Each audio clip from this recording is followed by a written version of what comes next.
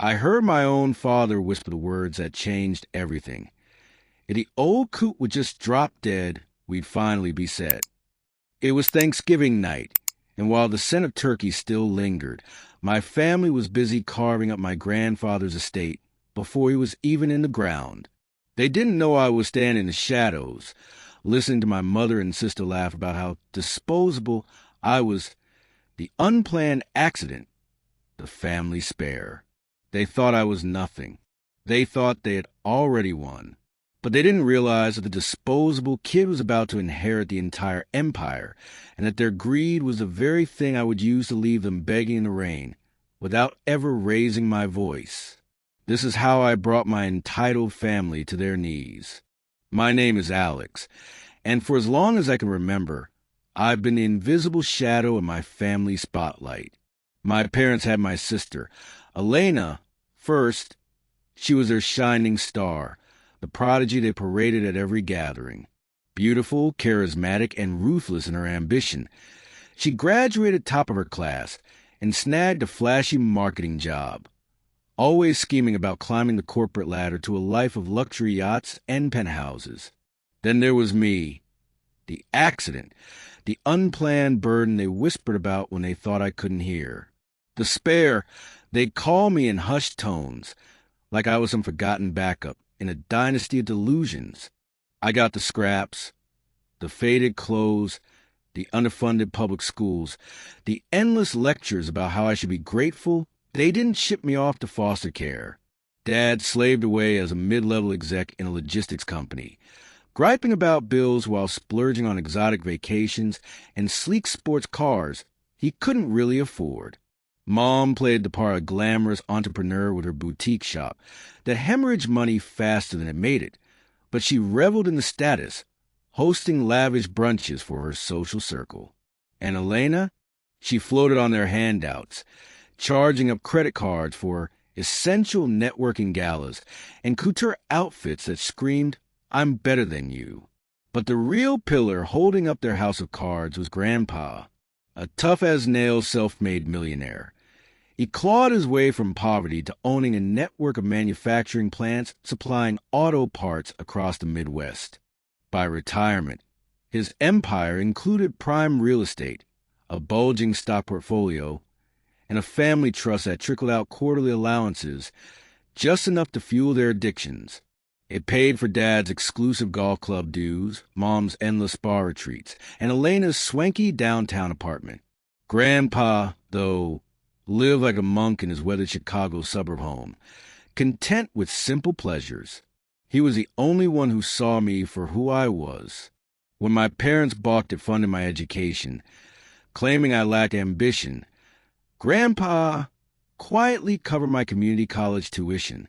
He recognized the spark in the quiet kid who spent hours dismantling gadgets and coding late into the night.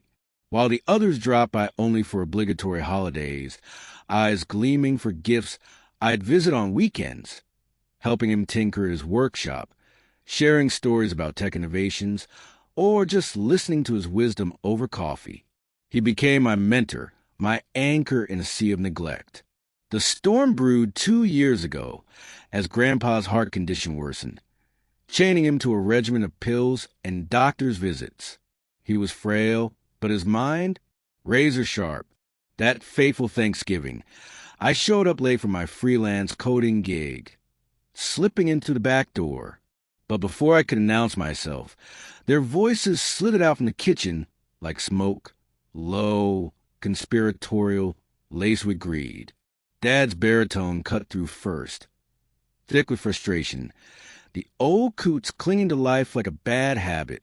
If he just, shuffled off this mortal coil, we could finally renovate that outdated kitchen and front Elena the cash for her big business pitch.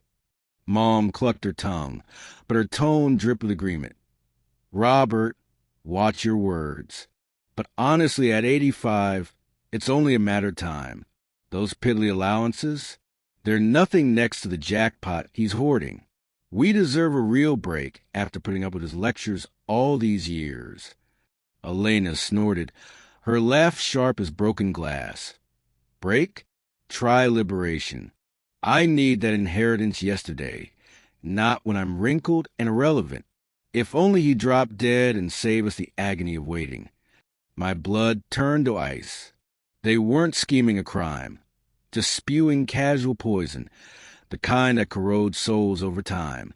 I backed away silently, my heart pounding, and confided in Grandpa later that night once they'd gone. His weathered face didn't crumple in shock. Instead, a weary sadness settled in his eyes. "Blood doesn't make family, Alex," he murmured, his voice gravelly but firm. "True kin are the ones who stand by you without strings attached." He didn't explode or disown them. No, Grandpa was wiser than that. The next week, he summoned his lawyer in secret, rewriting his legacy with a stroke of finality. 6 months later, Grandpa slipped away in his sleep, his heart finally giving out. The funeral was a theatrical farce. Dad delivered a weepy speech about the visionary who forged our family's path, his voice cracking for effect. Mom wept delicately into an embroidered handkerchief, dabbing at mascara-streaked eyes. Elena curated a stream of mournful Instagram posts, hashtagging "Forever in My Heart," with filtered selfies from the graveside. I lingered at the edges, a silent observer, choking on the bile of their performance. The real drama unfolded at the will reading in Mr. Hargrove's stately law office, the air thick with anticipation and polished wood. My family perched on the edge of their seats like vultures, Elena scrolling her phone, no doubt mentally spending her windfall already. Mr. Hargrove adjusted his glasses and intoned the words that would shatter their illusions. To my son-in-law, Robert, $5,000. Enough for a fine set of golf clubs. Let them teach you that patience on the green is better than greed off it. Dad's chuckle faltered, his cheeks flushing crimson as confusion twisted his features. To my daughter-in-law, Patricia, $5,000 for those spa indulgences. Indulge wisely, for outer glow means nothing without inner grace. Mom's poised smile shattered, her fingers digging into her designer bag like claws. To my granddaughter, Elena, $5,000 to seed your ventures. Use it to cultivate real drive, not illusions of entitlement. Elena's composure cracked like thunder. She bolted upright, eyes blazing. "That's all? What about the millions? The trust?" Mr. Hargrove pressed on, his voice steady. "The bulk of my estate, all properties, investments, and stewardship of the family trust. Pass this to my grandson, Alexander. He alone has earned my trust through unwavering loyalty and quiet strength." Chaos erupted. Dad's fist crashed onto the table, his face a mask of purple rage. "This is madness." The old fool was losing his mind. "Alex, that underachiever from the bargain bin college? He doesn't deserve a penny." Mom's voice rose in hysteria. "He's not fit for this. Hold up with his screens all day, he'll squander it all. We have to fight this." Elena whirled on me, her glare venomous. "You slimy manipulator." You whispered in his ear, "This isn't the end. You'll pay for this." I met their fury with silence. But beneath my calm exterior, gears were turning. Grandpa hadn't just gifted me wealth. He'd handed me power. The family trust controlled shares in his manufacturing empire. But more crucially, it underpinned their lavish lives through hidden supports, loans, subsidies, and investments. Dad's business floated on a trust-backed credit line. Mom's boutique thrived in trust-owned real estate at rock-bottom rent. Elena's entrepreneurial lifestyle, monthly stipends disguised as business support. Now it was my chessboard. They didn't idle. They enlisted Ms. Larkin, a cutthroat probate shark, who coached them on fabricating doubt about Grandpa's sanity. They burned through cash hiring a PI to dredge up dirt. Next, they aimed their poison at me, branding me mentally unfit. They assembled a hit file, my introversion, my low-key online presence, and distorted emails from my post-college struggles. Then came the assault.